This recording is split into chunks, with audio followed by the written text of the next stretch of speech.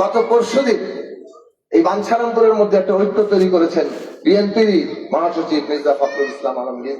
তিনি বিএনপির এইখানকার সাবেক এমপি জনাব এম এ খালেক, এখানে বিএনপির উপজেলা সভাপতি, সাধারণ সম্পাদক, সিনিয়র নেতৃবৃন্দ তারা ছিলেন।